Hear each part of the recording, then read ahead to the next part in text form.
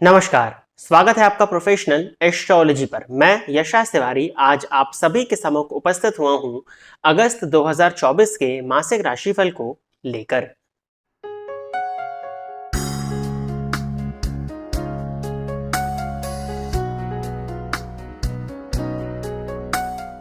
आज के इस राशिफल के कार्यक्रम में हम चर्चा करने जा रहे हैं कि इस मंथ आपके करियर में क्या चेंजेस आने वाले हैं, आपकी वर्क लाइफ कैसी होने वाली है, आपकी फाइनेंशियल लाइफ, आपकी फाइनेंशियल कंडीशन इस मंथ में कैसी होने वाली है, आर्थिक स्थिति, धन की स्थिति कैसी रहेगी, साथ ही साथ प्रेम संबंध में क्या स्थिति है, मैरिड लाइफ में क्या स्थिति होने वाली है, ओवरऑल आपकी लव लाइफ, आपकी पर्सनल लाइफ के विषय में भी चर्चा आज के इस राशिफल के कार्यक्रम में होने वाली है। आज का ये जो राशिफल का कार्यक्रम है आपकी चंद्र राशि पर आधारित है, अर्थात आपकी जन्म कुंडली में चंद्रमा जिस राशि में है वही आपकी चंद्र राशि है।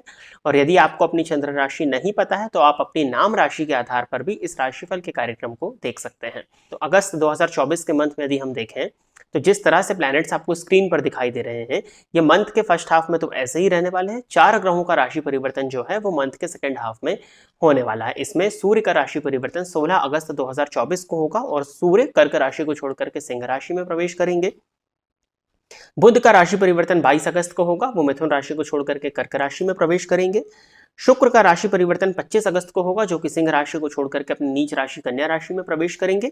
और मंगल का राशि परिवर्तन 26 अगस्त को होने वाला है, जो कि अपनी वृषभ राशि को छोड़कर के मिथुन राशि में प्रवेश करने जा रहे हैं। तो इन्हीं गोचर की कंडीशंस के आधार पर यह राशिफल आज का आप सुनेंगे।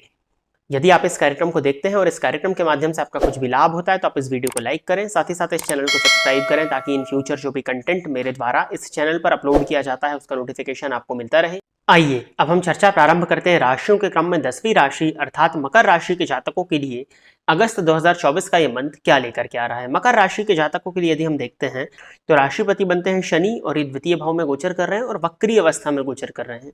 धन का संचयन हो सकता है इस मंथ में। पैतृक संपत्ति को लेकर के यदि किसी तरह का विवाद था, बहुत लंबे समय से चला आ रहा था, तो उसका सोल्यूशन आपको देखने में मिल सकता है। कुटुंबी जनों के बीच में यदि किसी तरह का विवाद था तो उस विवाद का सोल्यूशन इस मंथ में आपके लिए होता हुआ दिखाई दे रहा है।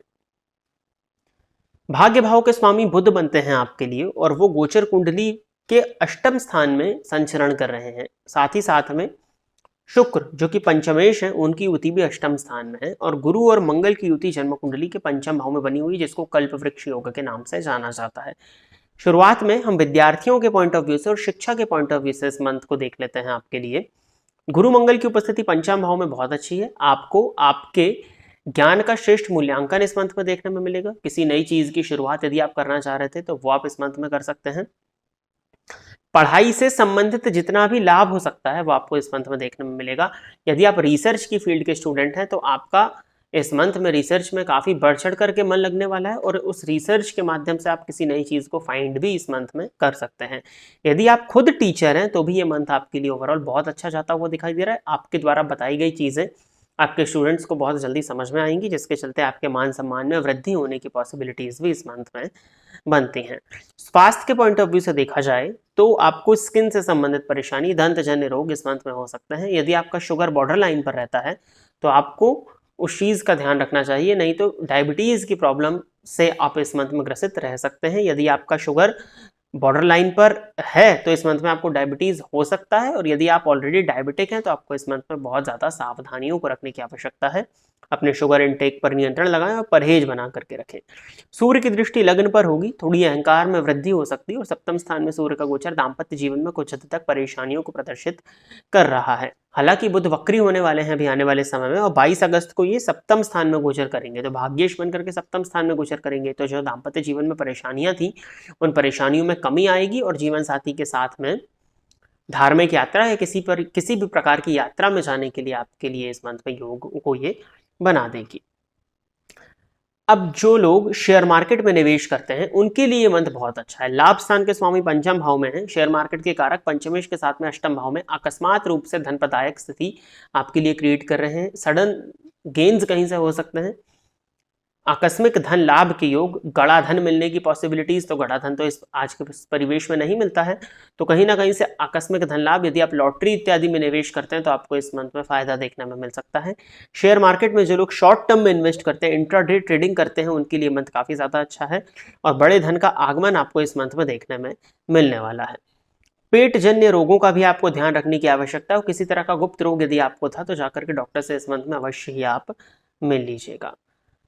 व्यापारिक पॉइंट ऑफ व्यू से देखा जाए तो मकर राशि के जातकों के लिए व्यापार में इस मंथ में उपलब्धियां तो मिलेंगी जरूर, ऐसा नहीं है कि नहीं मिलेंगी, बट कुछ हद तक अपेक्षाओं के कंपैरिजन में जो आपकी अपेक्षाएं थी उससे आपको कम ही मिलेगा। तो आप इस मंथ में थोड़ा सा पेशेंस के साथ में अपने व्यापारिक फील्ड को डील करिएगा। और अगर आपका व्यापार पार्टनरशिप में था तो कुछ हद तक पार्टनर के साथ में आपके संबंध जो हैं वो बिगड़ सकते हैं, तो उनको बना करके रखने का प्रयास करिए। नौकरी पेशा लोगों के लिए यदि हम देखते हैं तो दशम भाव के स्वामी शुक्र हैं वो अष्टम भाव में संचरण कर रहे हैं, और 16 अगस्त के बाद में अष्टमेश के साथ में ही शुक्र की युति बन जाएगी। 16 अगस्त तक तो थोड़ा सा फ्लक्चुएशन, उतार चढ़ाव आपको अपनी वर्क प्लेस पे देखने में मिल सकता है, बट 16 अगस्त के बाद में जब सूर्य का साथ भी यानी कि अष्टमेश का साथ अष्टम भावस्थ ग्रह को जब मिल जाएगा तो करियर में जो परेशानियां थी उन परेशानियों में कमी आ जाएगी। कुछ सडन परिवर्तन भी इस मंथ में आपके साथ में हो सकता है। सडन परिवर्तन की खबर आपको इस मंथ में मिलने की पॉसिबिलिटीज बनती है, क्योंकि शुक्र दशमपति होकर के अष्टम भाव में संचरण कर रहे हैं।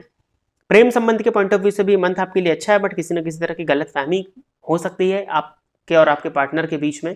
तो जब तक किसी भी चीज के विषय में खुल करके पूरी जानकारी आपको प्राप्त ना हो, आप श्योर ना हो, तब तक उस बात को मतभेद का कारण मत बनने दीजिएगा। नहीं तो आपकी वाणी की कड़वाहट भी थोड़ी सी हो सकती है, क्योंकि सूर्य की दृष्टि द्वितीय भाव पर पड़ेगी, उसकी वजह से लव रिलेशनशिप्स में परेशानियां आपको इस मंथ में देखने में मिल सकती है। व्यापार यात्रा के माध्यम से धन का लाभ भी होता हुआ आपको इस मंथ में दिखाई दे रहा है, तो ये भी आपके लिए अच्छी ही पॉसिबिलिटीज को लेकर के आ रहा है। भाग्य का साथ जरूर थोड़ा सा विलंब के साथ में आपको मिलेगा, परंतु भाग्य का साथ भी मिलने वाला है।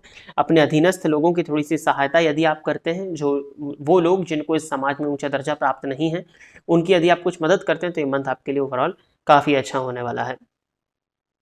शुक्रवार के दिन देवी मंदिर में जाकर के दर्शन करने से आपको फायदा मिलेगा। नित्य सिद्ध कुंजिका स्तोत्र या दुर्गा चालीसा का पाठ करना आपके लिए अच्छा होगा। और ओम गंग गणपताय नमः इस मंत्र का एक माला, या फिर ओम राम ब्रीम राम साबुधाय नमः इस मंत्र का एक माला जाप यदि आप नित्य करते हैं तो भी ये मंथ आपके लिए बहुत हद तक जो बुरे प्रभाव मैंने बताए हैं उनमें कमी को लेकर के आएगा। तो आशा करता हूं कि मकर राशि के जातक मेरे द्वारा बताए गए इस राशिफल के कार्यक्रम से संतुष्ट होंगे। यदि आप इस कार्यक्रम को देखते हैं और इस कार्यक्रम के माध्यम से आपका कुछ भी लाभ होता है तो आप इस वीडियो को लाइक करें, साथ ही साथ इस चैनल को सब्सक्राइब करें, ताकि इन फ्यूचर जो भी कंटेंट मेरे द्वारा इस चैनल पर अपलोड किया जाता है उसका नोटिफिकेशन आपको मिलता रहे।